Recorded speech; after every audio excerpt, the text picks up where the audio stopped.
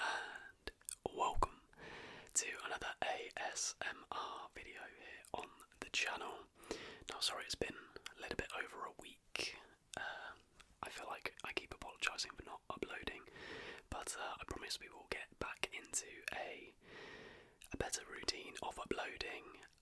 The most recent upload, the conspiracy theories 1 hour video, has gone crazy by our standards anyways. Like, the growth coming from that video and the support on it and the views have just been, it's my highest performing video in that time by far, and I can't thank you all enough. So welcome new subscribers, and I figured what better video to do than to start a new series here on the channel. Now, many of you will know we have our conspiracy theories, we have our history videos, and we have our facts videos and other stuff as well.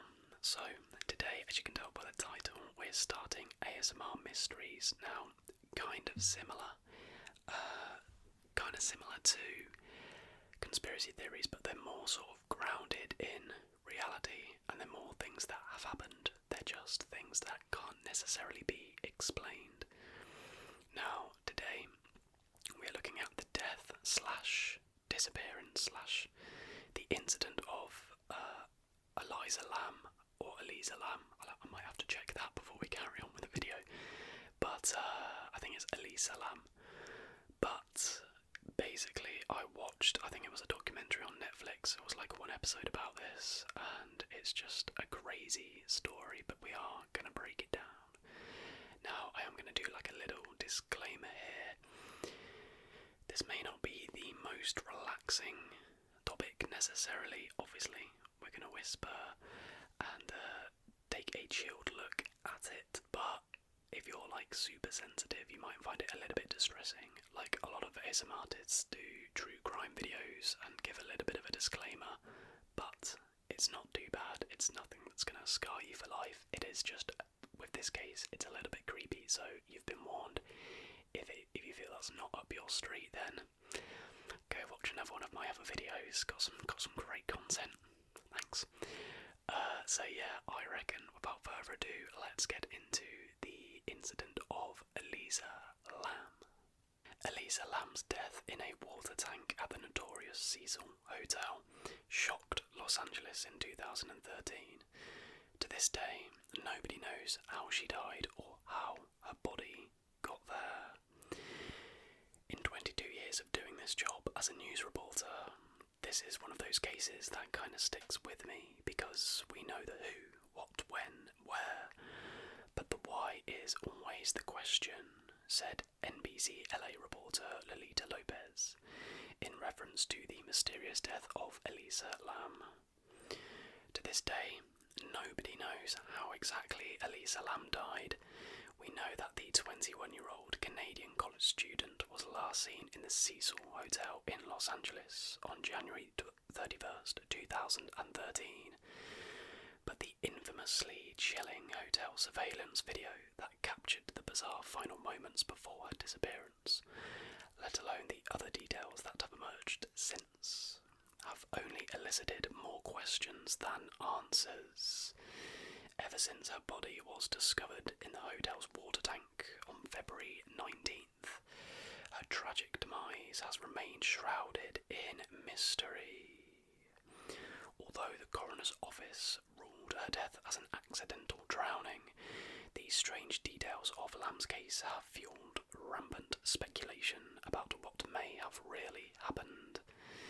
Internet sleuths have come up with a myriad of theories about the tragedy, involving everything from murder conspiracies to evil spirits.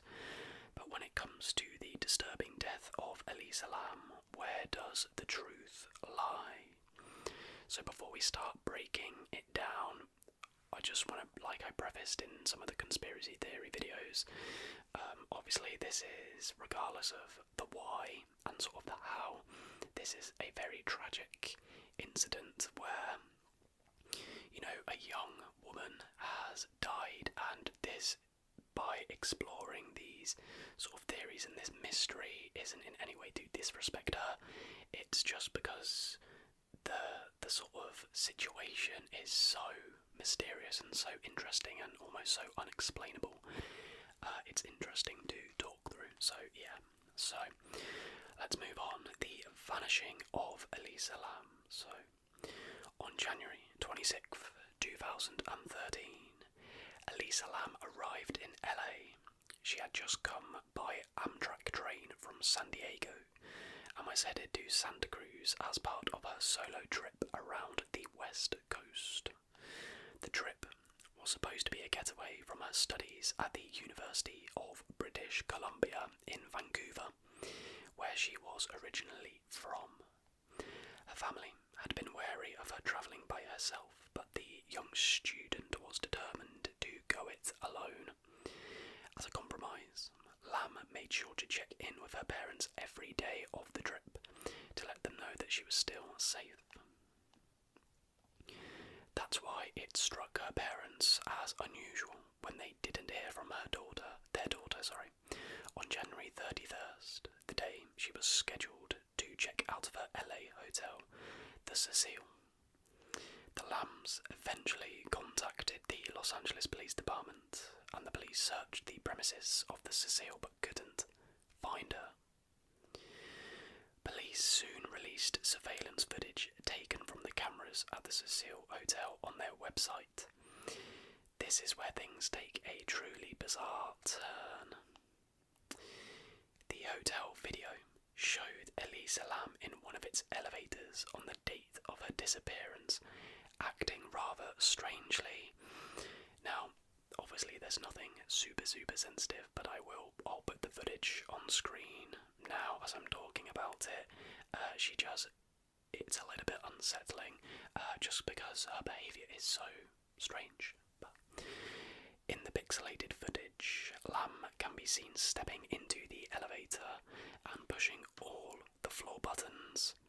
She steps in and out of the elevator, poking her head out sideways towards the hotel's hallways in between. She peers out of the elevator another few times before stepping out of the elevator entirely. The last minutes of the video show Lam standing by the left side of the door, moving her hands in random gestures. The thing is, nobody else was captured on the video except Lam.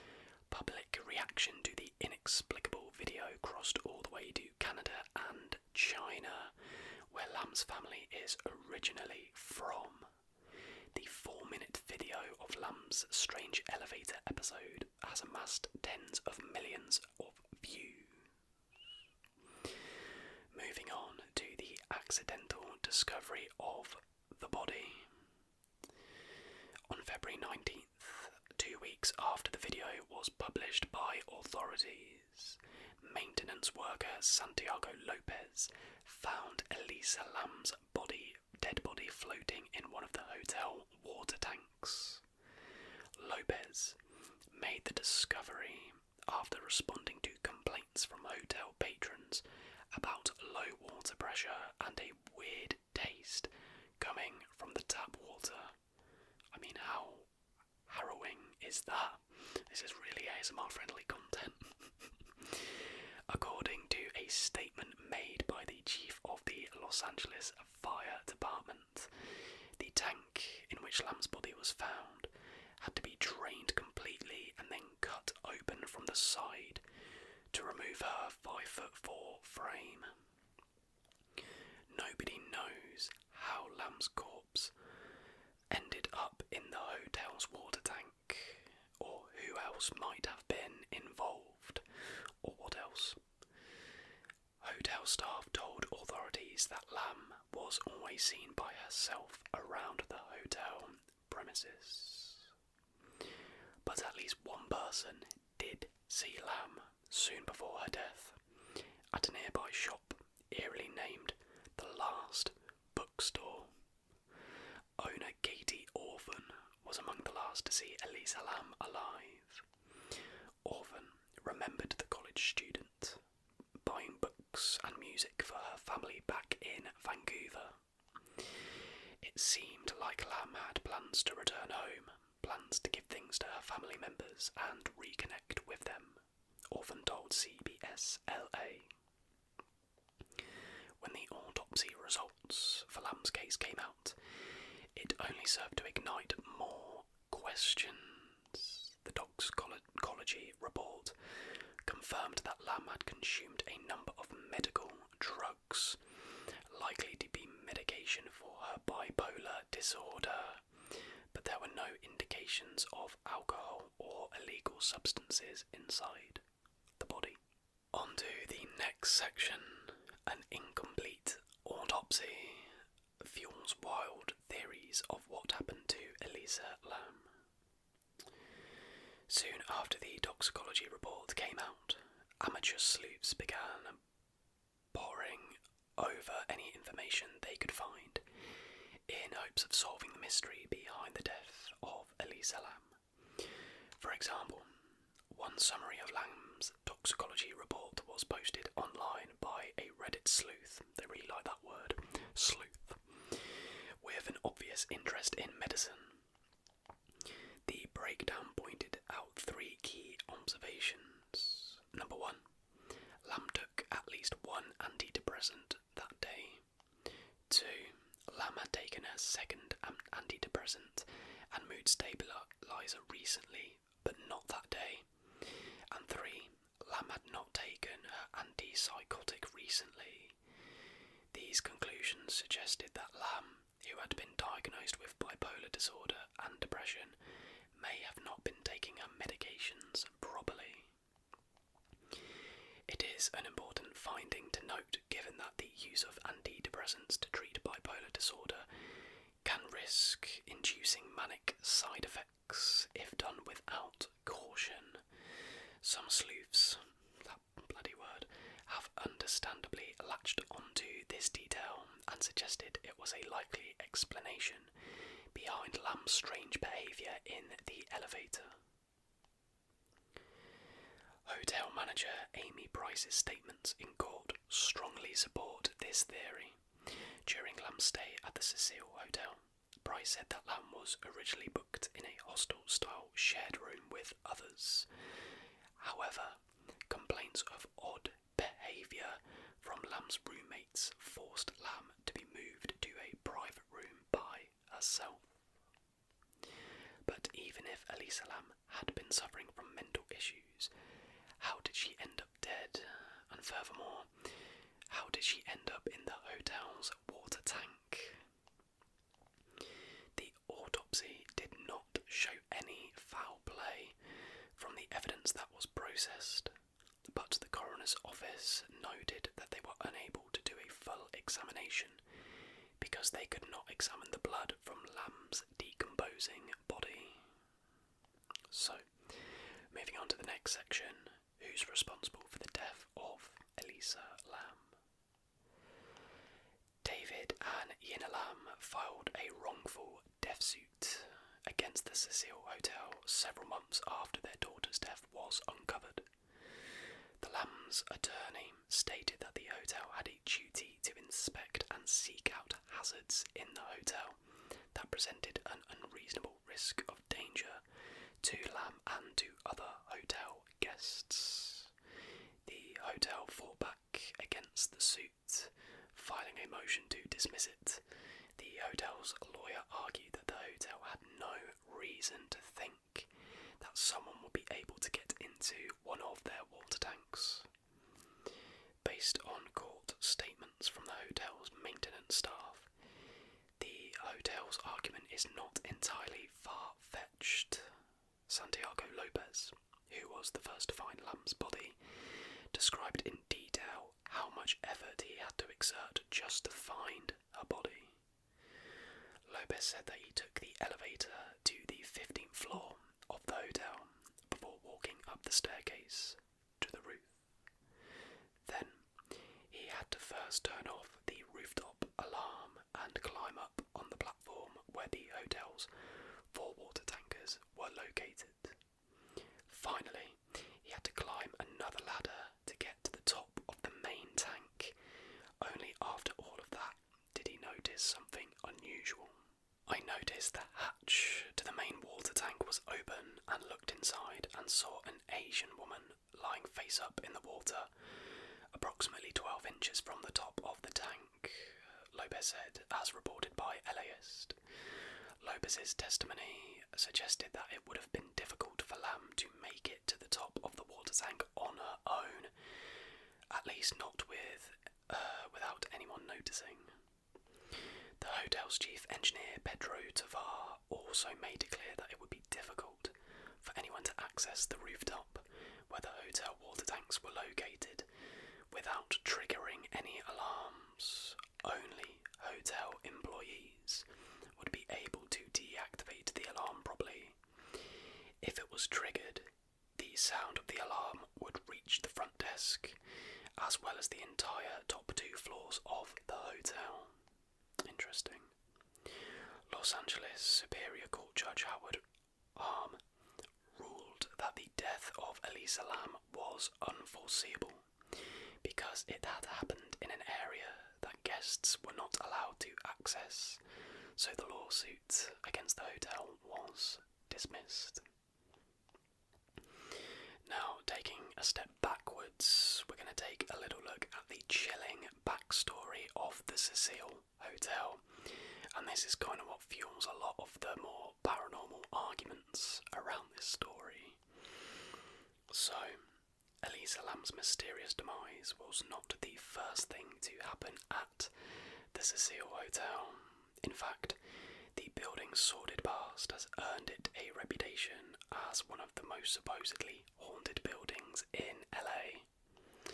Since opening its doors in 1927, the Cecil Hotel has been plagued by 16 different non-natural deaths and unexplained paranormal events.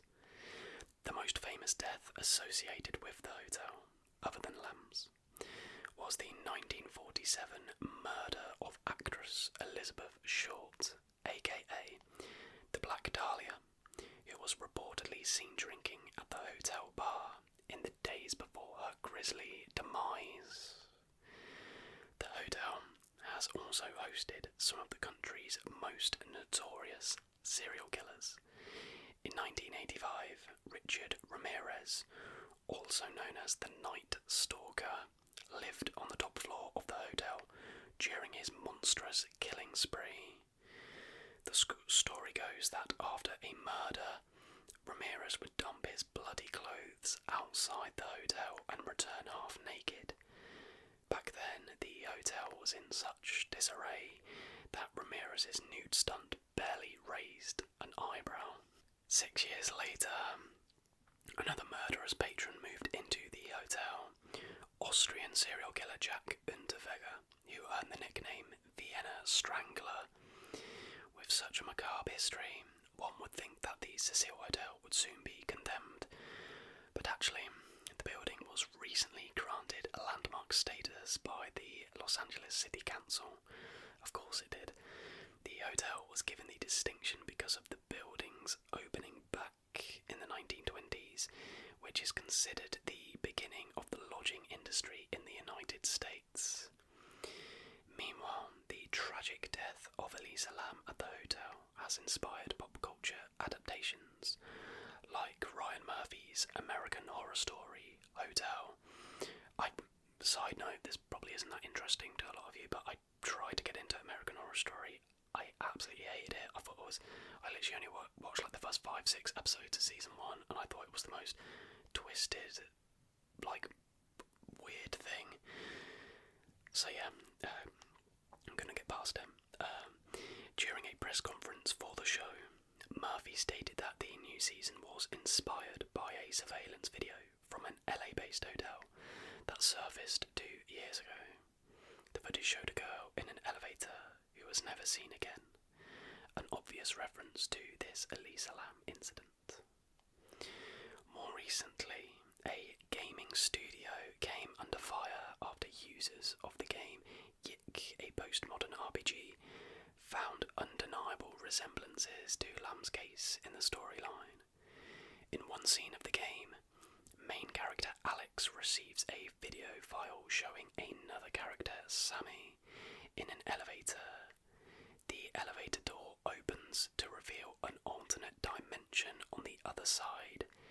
Sammy is then captured by a demon, kicking and screaming all the while.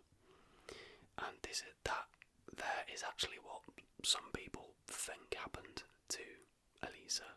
While an answer to the mystery behind the death of Elisa Lam remains unclear, the obsession surrounding that mystery has remained in the public consciousness ever since. And that's where the article ends. Now, if my memory serves me correctly, there's obviously quite a few theories going about. Like, arguably the more likely is that she did just somehow find her way up onto that roof and into the water tanker. If she was in, being bipolar and not taking her medication properly, she probably wasn't, herself, and who knows what decisions she would have taken. But I don't know, it's just the difficulty of getting into that water tanker is what really makes this so mysterious. If I was to throw, I'm not sure if this theory's been put out there probably before, but just from reading that article, this is all alleged. I'm just theorising. It's fun, okay? Don't come for me. But it sounds like because they had complaints about Elisa Lam's behaviour, if her behaviour was freaking out the other hotel residents, guests, that's the word I was looking for, then maybe her death was the fault of the hotel staff. Maybe it was an accident, but then it was covered up, and obviously they're the only ones who could apparently bypass these alarms and stuff. But I don't know, that's just alleged, that's just a theory. Is it my theory? It might be, but it's a theory. And then a lot of people, to get paranormal for a second, think that she was in fact playing the elevator game, which is basically, I'm trying to think off the top of my head, but essentially you press a load of buttons on the elevator and you do certain things, and apparently you can enter the demon world or an alternate dimension. I don't know why people would want to even try and do this. I think you've got to be a moron. And then she was obviously killed by a demon or whatever, and it's obviously a paranormal entity is the only reason she could have got in this water tank. Realistically, I think she was just sadly a mentally unstable young woman who wasn't taking her meds properly and ended up taking herself up to the roof where she sadly passed away. But it is certainly very, very mysterious, and do let me know down below what you think happened, why it happened, how it happened. But yeah, hopefully you all found that really interesting. Now I do have quite a few mysteries written down to cover over the coming months, years, whatever. However regularly we upload these. But do comment down below any particular mysteries you'd like to see covered, and I'll add them to the All Sorts ASMR spreadsheet. But yeah guys, if you did enjoy this video, please do give it a like. Thank you so much again for the support on the recent videos. Do subscribe if you're new, and until the next time guys.